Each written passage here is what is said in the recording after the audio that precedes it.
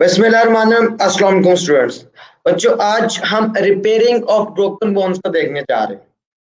हम देखने जा रहे हैं वो बोन्स जो फ्रैक्चर हो चुकी थी या जिनमें सम हो क्रैक आ चुका था, वो अपने आप को रिपेयर कैसे कर रहे हैं। हमने कहा था कि bones have living cell, they have the ability, they have the capability of repairing. Bones अपने आप को रिपेयर कर सकती हैं, बोन्स अपने लेंथ को बढ़ा सकती हैं, means bones can grow in length and they have the ability of repairing. Bone इतना टफ कनेक्टिव टिश्यू है, इसके बावजूद किसी इंजरी, खुदा ना खास्ता किसी एक्सीडेंट या किसी जर्क की वजह से बोन में फ्रैक्चर आ सकता है, क्रैक आ सकता है। इस क्रैक की जो रिपेयरिंग का प्रोसेस है उसको हम देखने जा रहे हैं, और ये 3 स्टेप्स में अकर होता है। हिमोटोमा फॉर्मेशन, उसके बाद आपका soft bone and hard bone callus formation, और लास्ट में रीमॉडलिंग। इन 3 से 4 स्टेप्स में अगर आप बोनी कैलस फॉर्मेशन को 2 स्टेप में डिवाइड कर दें, soft bony callus and hard bony callus, तो 4 स्टेप्स। तो इन 4 स्टेप्स में आपकी बोन अपने आप को रिपेयर कर रही है, आपकी बोन अपनी पुरानी स्ट्रक्चर को मेंटेन करने की कोशिश कर रही है आफ्टर द फ्रैक्चर। सो आइए बच्चे चलते हैं, टॉपिक को पढ़ते हैं। Despite remarkable strength the bones में ब्रेक। इतनी मजबूती, इतनी हार्डनेस और इतनी टफनेस होने के बावजूद हमारी हड्डियां ब्रेक कर सकती है, they can fracture during youth. Most fracture result from trauma that may twist or break the bones, such as sports injuries, automobile accidents and falls. सबसे पहले बच्चे में कॉजेस बता रहा है बोन फ्रैक्चर के। वो मैं कहता है कि यंग एज में, यंगस्टर्स में, क्योंकि बोन्स वीक तो नहीं होती, ओल्ड एज में जाके स्पेशली वुमेन में क्या होता है, जो बोन्स है अपने कैल्शियम को लूज करना शुरू कर देते हैं।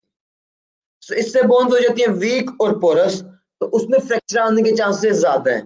जब कहते हैं यंगस्टर्स के केस में मोस्टली जो फ्रैक्चर है वो किस लिए कॉज होता है, किसी इंजरी की वजह से, किसी स्पोर्ट्स की इंजरी की वजह से, किसी एक्सीडेंट की वजह से, किसी ट्यूमा की वजह से।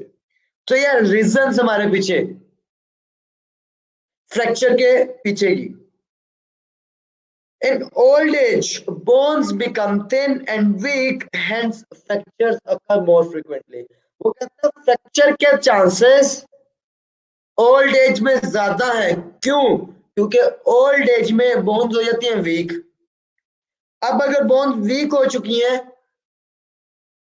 तो इसका मतलब है कि उसमें से कैल्शियम निकलता गया।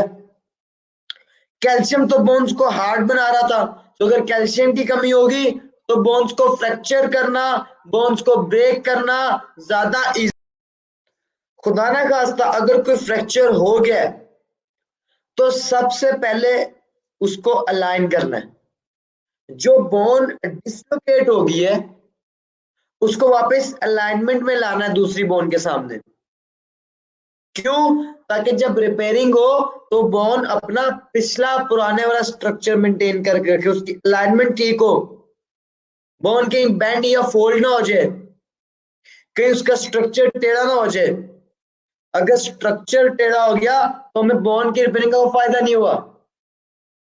सो हम ओपन सर्जरी या क्लोज सर्जरी के थ्रू फ्रैक्चर में पहले बोन को अलाइन करते हैं, उसके बाद हीमोटोमा फॉर्मेशन आएगी।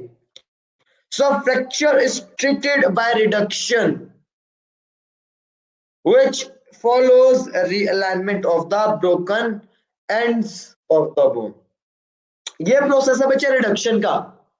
रिडक्शन में हम क्या कर रहे हैं, अपनी बोन को वापस रीअलाइन कर रहे हैं, उसकी अलाइनमेंट को सीधा कर रहे हैं ताकि हमारे पास बोन का स्ट्रक्चर बिल्कुल ठीक है, बोन बेंड।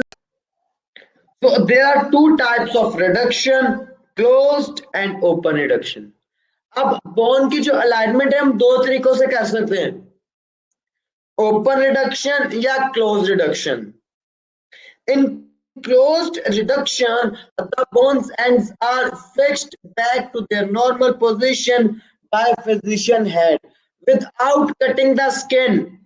जो क्लोज सर्जरी है इसमें हमें स्किन को कोई कट नहीं लगाना पड़ रहा, सिर्फ फिजिशियन डॉक्टर अपने हाथ से ही स्किन को कट लगाए बगैर बोन को वापस अलाइन कर रहा है, बोन्स के एंड को वापस आपस में जोड़ रहा है, उनकी अलाइनमेंट को सीधा कर. In closed reduction, the bones end are fixed back to their normal position by physician hand, whereas in open reduction, surgery is performed and bones ends are secured together with pins or wire. So बच्चे जो open reduction है इसमें skin को cut लगाकर bone को वापस किसकी मदद से, वायर्स या फिर रॉड की मदद से बोन को वापस अलाइन करना पड़ता है.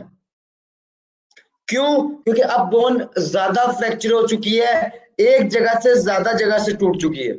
सो इस कंडीशन में उसको किसी सपोर्ट की जरूरत है. वो सपोर्ट हम वायर्स की फॉर्म में, पिंस की फॉर्म में या फिर रॉड की फॉर्म में बोन्स को प्रोवाइड करते हैं. सो क्लोज सर्जरी में बोन को अलाइन करना है पर स्किन को कट लगाए बगैर, और ओपन सर्जरी में स्किन को कट लगाकर वायर्स, रॉड या पिन की मदद से हमने बोन को अलाइन करना है.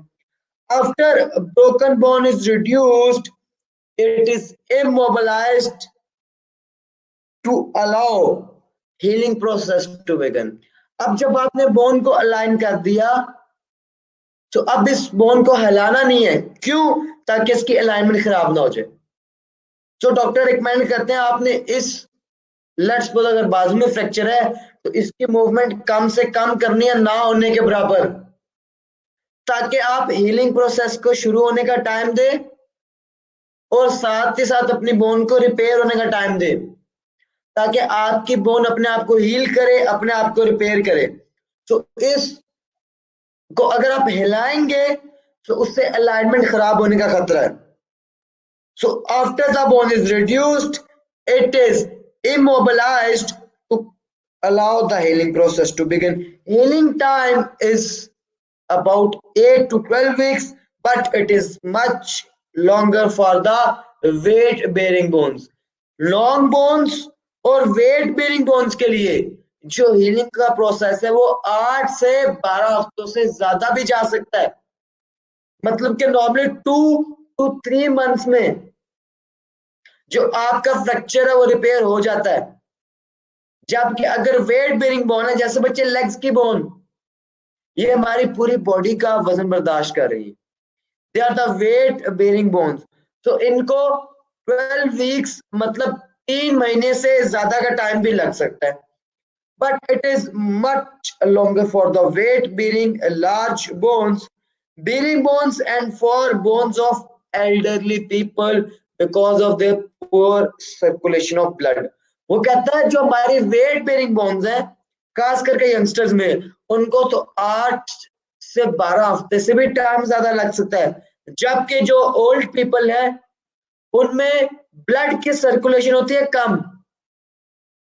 सो उनमें भी इस वजह से जो बोन्स की रिपेयरिंग है उसका टाइम 12 वीक्स से ऊपर जा सकता है. रीजन क्या है? Poor circulation of blood. Blood की पुअर सर्कुलेशन मतलब कि इसमें ऑक्सीजन भी कम होगी, इसमें मिनरल्स भी कम होंगे. सो अगर मिनरल्स और ऑक्सीजन कम है सो बोन को ज्यादा टाइम लगेगा रिपेयर होने में.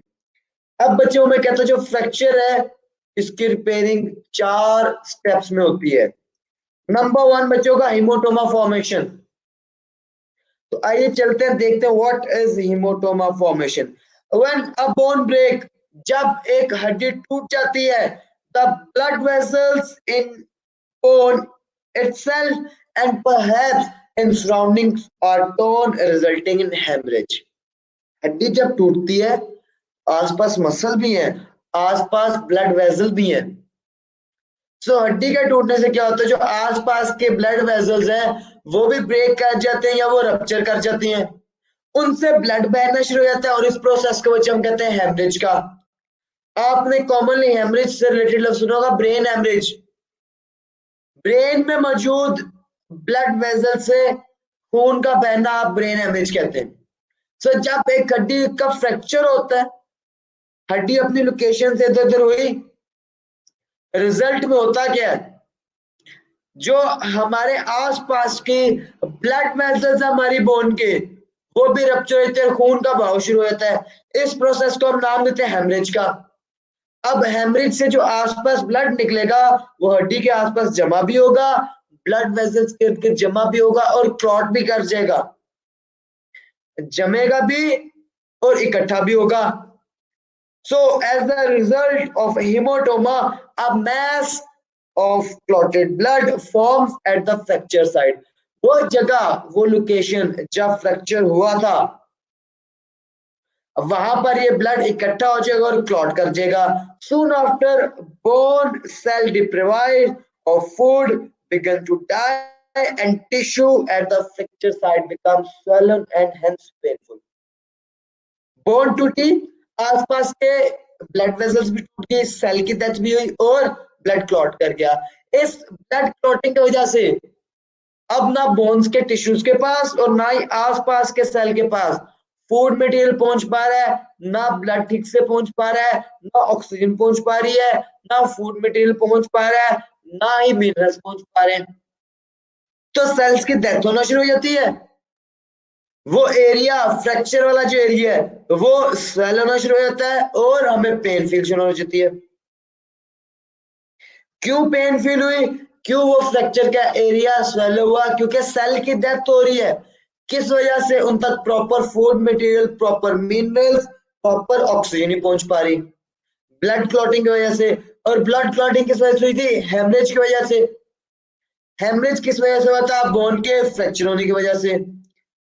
अब बच्चे अगला है सॉफ्ट बोनी कैलस। अब ओस्टियोब्लास्ट आएंगे और यहां बोन्स के सेल को बनाना शुरू करेंगे। पहले एक सॉफ्ट सा पोर्शन बनेगा जिसको वो नाम देगा सॉफ्ट बोनी कैलस का। उसके बाद हार्ड बनेगा जिसको बोनी कैलस फॉर्मेशन या हार्ड बोनी कैलस का नाम देगा। So soft bony callus. Soon after the hematoma formation, hematoma formation के बाद next step is soft callus formation. Next, soft callus begins to form in with 2 to 3 weeks. After 2 to 3 weeks, hematoma formation के बिल्कुल बाद 2 से 3 हफ्तों में soft bony callus formation शुरू होती है। Capillaries grow into the haematoma and clear up the debris. Debris बच्चे जो बचा कुचा मटेरियल होता है, जो वेस्ट मटेरियल होता है, उसको हम डेब्रिस कहते हैं। लेट्स सपोज एक बिल्डिंग को गिरा दिया गया तो उसका पीछे मलबा बचा, उसको कहते हैं डेब्रिस। सो जो सॉफ्ट बोनी कैलस, इसका फंक्शन क्या है?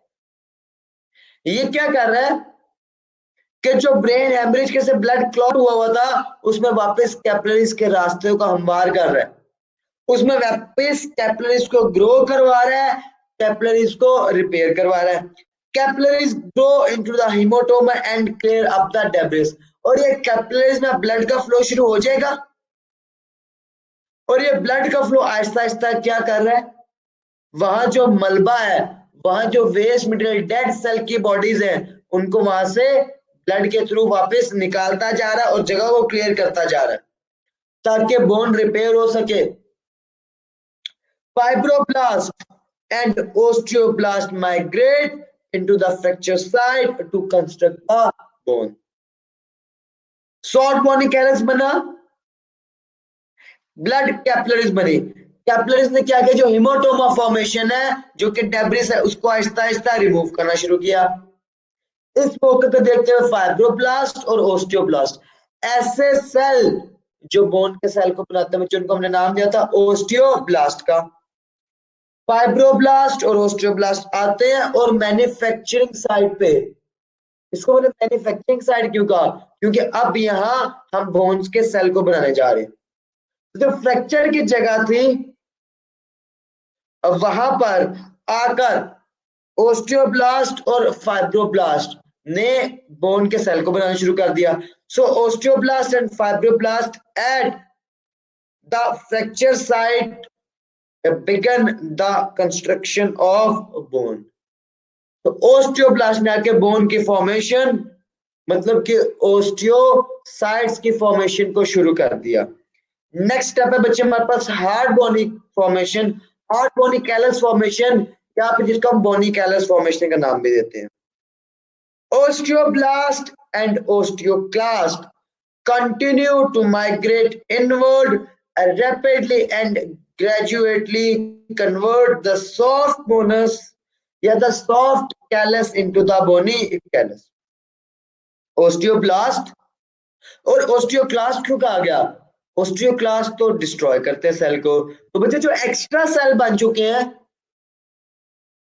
फ्रैक्चर के दौरान या उसके बाद रिपेयरिंग में, जो एक्स्ट्रा सेल बन चुके हैं उनको भी तो रिमूव करना है. सो ओस्टियोक्लास्ट उनको रिमूव करते रहेंगे और ओस्टियोब्लास्ट नए सेल बनाते रहेंगे.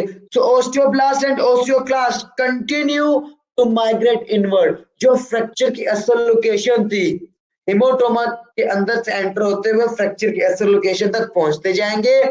Multiply rapidly and gradually convert the soft callus into the bony callus. और आहिस्ता आहिस्ता उस सॉफ्ट कैलस को एक हार्ड शेप देने जा रहे हैं, उसको सख्त, उसको स्ट्रॉन्ग, उसको हार्ड करने जा रहे हैं, उसको एक बोनी कैलस में कन्वर्ट करने जा रहे हैं. Bone formation begins 3 to 4 weeks after injury and continues until a firm body union is formed within 2 to 3 years. वो कहता बोन की फॉर्मेशन हेमोटोमा फॉर्मेशन के बाद जब हमने उसके डेब्रिस को रिमूव कर दिया, सॉफ्ट बोनी कैलस शुरू हो गया, तो 2 से 3 हफ्ते के बाद इंजरी के फ्रैक्चर के 2 से 3 हफ्ते के बाद हार्ड बोनी कैलस बनना शुरू हो जाता है. और ये हार्ड बोनी कैलस तब तक बनता रहता है जब तक बोन अपनी रिजिडिटी, अपने टफनेस को वापस मेंटेन नहीं कर लेता. सो हम कह सकते हैं ये 2 से 3 मंथ तक कंटिन्यू रहेगा जब तक बोन वापस स्ट्रॉन्ग नहीं हो जाती, जब तक पूरे का पूरा इफेक्ट होता है. लास्ट स्टेप है बच्चे रिमॉडलिंग. जो एक्स्ट्रा सेल है उनको हमें रिमूव करना है, बोन के प्रॉपर वापस प्रीवियस शेप में लेके आना है जिस तरह फ्रैक्चर से पहले से. तो ये क्या है, चेकिंग प्रोसेस है जिसमें हमने बोन को वापस रीशेप करना है, उसकी फाइनल पॉलिशिंग करनी है. सो remodeling after several months of is remodeled by removing the excess material on the outside of bone. Bone के बाहर तो कुछ थोड़ा बहुत डेब्रिस हेमोटोमा का बच गया होगा, जो कुछ एक्स्ट्रा सेल बच गए होंगे, उसको हमने रिमूव करना है. क्यों? क्योंकि हमें अपनी बोन को वापस उसी पोजीशन में लेके आना है, उसी लोकेशन, उसी स्ट्रक्चर और उसी लुकिंग में लेके आना है जिसमें वो पहले थी. The excess material is removed from outside of the bone. Final structure of remolded area resembles to that of original unbroken bone because it responds to the same set of mechanical stimulus. वो कहता है remodelling के बाद आपके पास जो bone की shape I है, जो बोन का स्ट्रक्चर है, बिल्कुल उसके प्रीवियस स्ट्रक्चर जैसा है और इसका फंक्शन भी प्रीवियस स्ट्रक्चर जैसा ही होगा. ये सेम मैकेनिकल स्टिमुलस क्या बच्चे? एनी एक्सटर्नल चेंज जो किसी लिविंग ऑर्गेनिज्म को रिस्पांस देने पे मजबूर करता है, कंपेल करता है, उसे हम कहते हैं स्टिमुलस. तो कहते हैं जो हमारा बोन फॉर्मेशन हुई आफ्टर रिमॉडलिंग, ये बिल्कुल पिछली वाली बोन की तरह होगी और उसके सेम जो मैकेनिकल स्ट्रेस है, जो मैकेनिकल स्टिमुलस है, उससे रिस्पॉन्ड करेगी. आज हमने देखा रिपेयरिंग ऑफ ब्रोकन बोन्स. हमने कहा बोन्स इतना टफ टिश्यू होने के बावजूद फिर भी ब्रेक कर सकते हैं, फ्रैक्चर कर सकती हैं. जो फ्रैक्चर का रेट है वो यंगस्टर्स में कम है, ओल्ड एज में ज्यादा है. क्यों? क्योंकि ओल्ड एज में बोन्स वीक हो जाती है पुअर सर्कुलेशन ऑफ ब्लड की वजह से और मिनरल डेपोजिशन बोन्स में कम हो जाती है. यंगस्टर्स में हमने कॉजेस देखे, हमने कहा इंजरी हो सकती है, एक्सीडेंट हो सकता है, स्पोर्ट्स में इंजरी हो सकती है। फिर हमने कहा सबसे पहला स्टेप है रिडक्शन का। रिडक्शन क्या चीज है? बोन को अपनी जगह पे वापस रियलाइन करना। रिडक्शन में देखिए दो टाइप्स, ओपन और क्लोज रिडक्शन। क्लोज रिडक्शन में फिजिशियन ने अपने हाथ से ही बोन को वापस अलाइन कर दिया था। इसमें स्किन को कट लगाने की जरूरत नहीं पड़ी थी, ना किसी वायर की, ना किसी पिन की, ना किसी रॉड की। जबकि ओपन सर्जरी के थ्रू अगर हम बोन को अलाइन करने जा रहे हैं वायर्स को, पिन्स को या फिर रॉड को इस्तेमाल करते हुए, इसको हम बच्चे कहते हैं ओपन रिडक्शन।